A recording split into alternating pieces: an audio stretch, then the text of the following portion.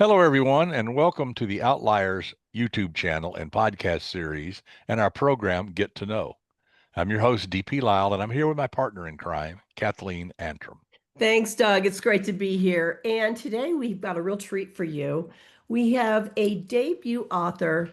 And let me just say, if you like Janet Ivanovich, you're going to love this author. She's got an amazing sense of humor and she just knows how to put it on the page. She was a killer Nashville top pick. She just got a fabulous review from Kirkus. Welcome, Dee Armstrong. How are you today? Thank you, Doug. Thank you, Kath. I really appreciate you guys having me. And oh my gosh, what an opening. Thank you, Kath. That was wonderful. Thank you. Well, it's true. You're an amazing writer, and we are so excited to be part of this journey with you. And as most of our viewers know, I like to put our guests on the couch a little bit and dig into some of their background. Okay. So I'd like to talk to you about your childhood. Okay. So, what I want to know is, do you think your childhood contributed to you becoming a writer? And if so, how? Were you an introverted child? Were you an outgoing child? Did you have imaginary friends? Did you read a lot? Tell us about it. Okay. Um, my mother always had a book in her hand, and that really seeing that came on to me. And I grew up reading Nancy Drew. Absolutely love Nancy Drew. Shared a room with my two little brothers. I was on the top bunk, they were on the bottom. And I would sit up there late at night under the covers with a flashlight reading Nancy Drew when I really shouldn't have been. I should have been asleep. So I've always been an avid reader. Um, and then as I got older, I picked up my mom's romance books and, read them. And that's back when Harlequin was a kiss and a proposal, the sweet romance. So I really enjoyed that. But I do think that I didn't have, I don't want anyone to misunderstand me. I had a wonderful childhood, but it was a little rough in places. And I do think that some of the things that happen to JD, where it's you know, uh, children not being so nice to each other. Those things I did bring in from my childhood. So yeah, a little bit And of that's in there. do you think so with all the reading, etc., you felt like that kind of sparked an interest in storytelling? When did you start thinking about, I think I want to start writing? Like, how did that come about? Well, I've always been a verbal storyteller. Embellishing. Got me in a little bit of trouble when I was little, I embellish little stories. But I started writing a book. My mother always wanted to write, and I picked that up from her. And started writing when I was in college, put it down, decided to follow my dream of being a Russian linguist, signed up for the Air Force, and decided that I could really run with that. And then when my husband's Army, I was Air Force, when we couldn't get stationed together anymore. He was further in his career than I was. So I took a back seat and became a military wife. And then I thought about it again. My kids were little, 5 and 2. And my sister came over one time and she said, no, no, no, don't write. Let's do this other thing. And I, like a foolish younger sibling, I, kind of put aside my dream. But it's always been there until one day the characters just couldn't be quiet. And I went to my husband, I said, I'd really love to follow this dream. And he felt that because, he would have said yes anyways, but because we're a military family, we've always been very supportive of each other. He jumped right on my wagon train and we moved out. So yeah, that's where it all came from. Wow, that's amazing. So let's talk a little bit about, you were a Russian linguist, so I know you went to school for that. That's just fascinating. Tell us a little bit about that career, and then obviously you ended up writing, and here you are today. But I think our viewers would like to know a little bit about that. That's just a fascinating left turn Okay. that most people don't take. Well, I was in college and I really wanted to be a linguist and I knew I couldn't afford it. My parents couldn't afford the college to go to. So I did what I would not suggest anyone else doing. I went down to the recruiter's office and I signed up and said, hey, I want to be a Russian linguist. And well, I said I wanted to be a linguist. And I was thinking German or Spanish. I'd taken those in high school. And I signed on the dotted line, guaranteed as a linguist, and told my father, and he was like, well, no going back on that now, Dee. You did it. So I went to Defense Language Institute in Monterey for a year, and in walked this guy who I thought, oh God, please don't sit next to me. Please don't sit next to me. He was just so stinking cute, dark hair, a little bit of gray at the edges. And dang it, that guy didn't sit next to me. I sat next to my husband for a year as friends. We learned Russian together. And our very first date was he took me to a book signing. And it wasn't a date, don't get us wrong. You know, this is just friends. Took me to a book signing. And then a year later, actually a year and a half because I had follow on, we got married. And it was one of those funny things where, you know, the military's funny. I had this much of a window before he deployed to Desert Shield and Desert Storm, and so we planned that wedding in like an Augenblink. It was a 2 week plan. We went and we did it, and then he Wow. shipped out, and I went to Germany, and then again, Desert Shield and Desert Storm was very fast, and after that all happened, they started closing down Europe. And I was in the Air Force. He was Army. He was stationed at Bad Tolz. I was stationed at Stuttgart, and they decided to close my detachment in Stuttgart. So they gave us, I could go to Okinawa, I could go to Alaska, and my husband would be in Germany. And by then, I had, a little 6-week-old baby. So I left the military. He stayed in, and I've been following him around ever since. And now my kids are older. My youngest one is 25. So yeah, that's our story. Wow. That's just fascinating. I mean, really, you've had quite a life, and I would think that all of those experiences will turn up in your writing over the years as well.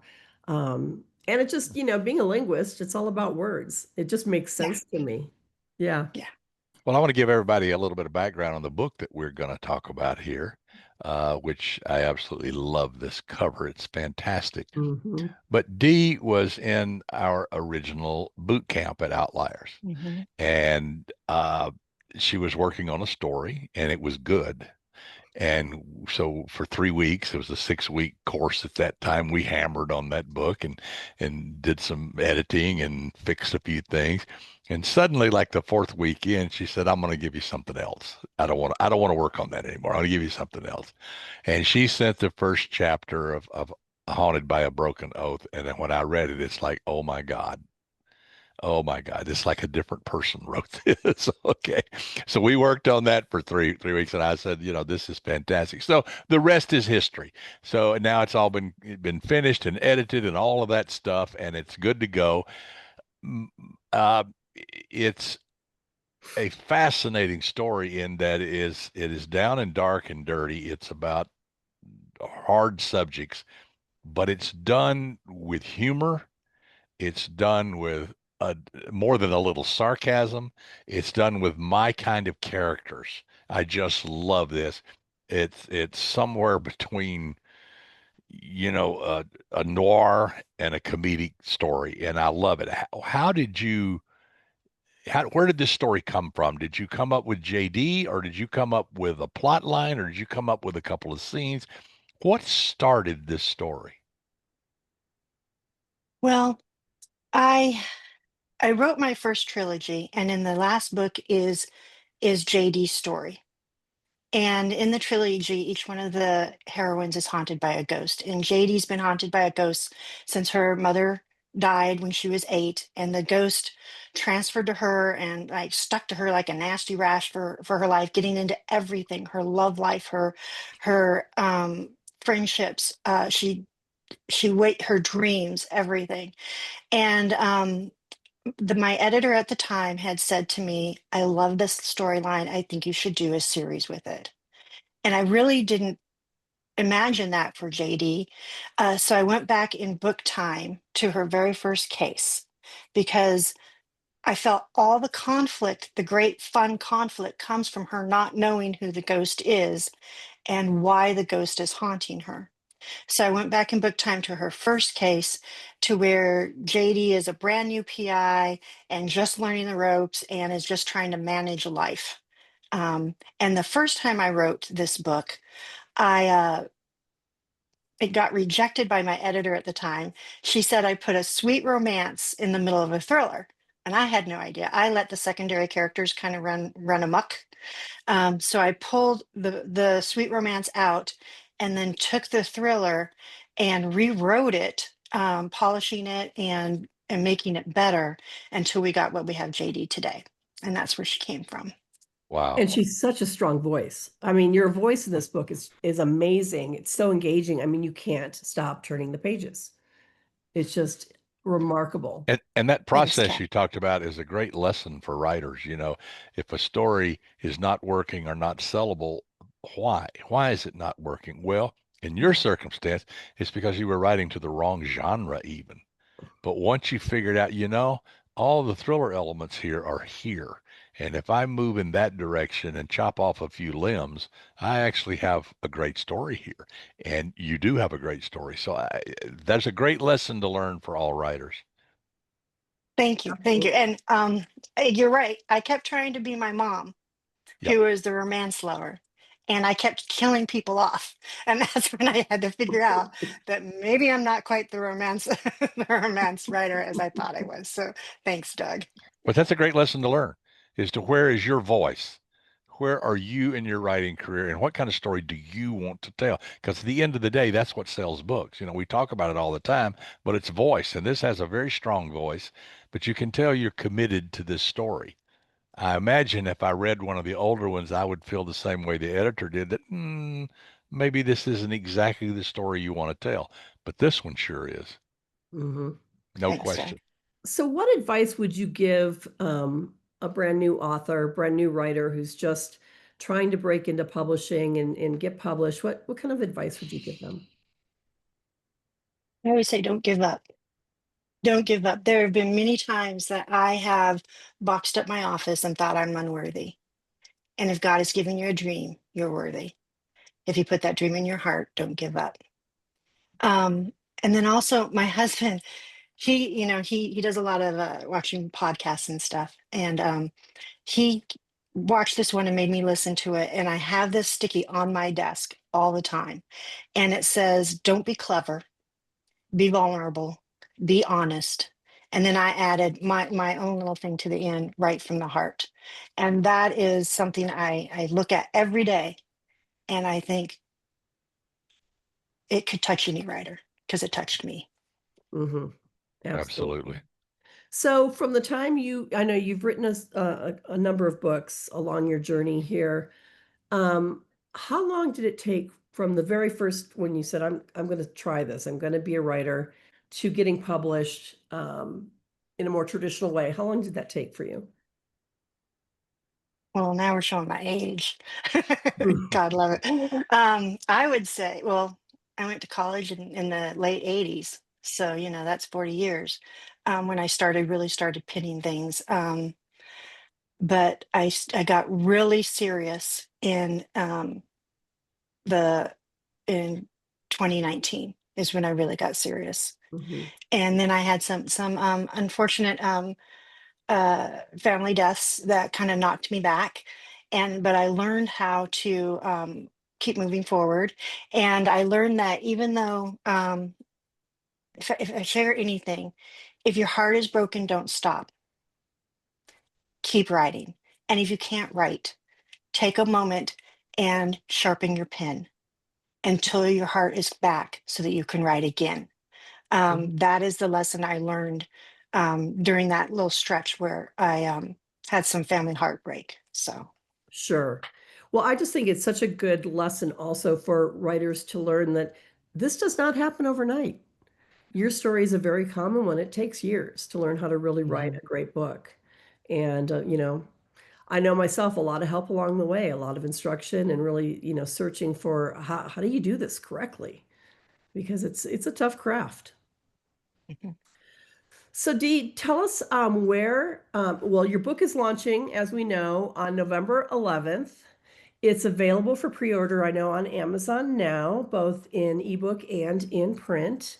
You can pre-order those. And how can they learn more about you? You can go to my website at www.darmstrong.com. You can find me there, and I'm on socials at Dee Armstrong author. So I'm pretty much everywhere. I'm not the best on social. I will admit I struggle quite a bit with Instagram, and I'm kind of a TikTok loser right now. I'm doing my best on We're TikTok. trying to master that too. Completely understand. Yes. so so yeah, I'm working at it, and maybe someday I'll be a social media guru, but not right now. But those are the best places to find me. That's great. Dee Armstrong, it's been fabulous having you. The book is Haunted by a Broken Oath. It is, I cannot recommend it highly enough. And we're so excited. We'll be at your launch party on November 11th, which is on Zoom, and everybody is welcome to come. And if you do attend the launch party, you will get a free ebook of Haunted by a Broken Oath. And we have a link for that on our website at outlierswritinguniversity.com. And it's an Eventbrite, it's a free event. And I think that's it. I'll throw it back to you, Doug. Well, Dee, thanks so much for being here. We really enjoyed it. And tell everybody, read this book. If you pick it up, I guarantee you, you read the first 2 pages, you are on board. You will ride this wild tale all the way to the end. It grabs you quickly and it grabs you by the throat. I absolutely loved it. Well, thank you so much for being here. We're looking forward to your launch party. It's going to be a hoot and a half, and we're going to have a lot of fun with it. And we thank you for being here. Thank you, Doug. Thank you, Kath. I cannot, everything you guys have done, I so sincerely appreciate. I cannot Well, thank you enough. we appreciate you. Absolutely. It's a mutual admiration club. Yeah. So that wraps up this episode of Get to Know here on the Outliers YouTube channel and podcast series. And as you know, we will be back with other interviews soon. And until then, keep reading, keep writing, keep having fun, and try not to get caught.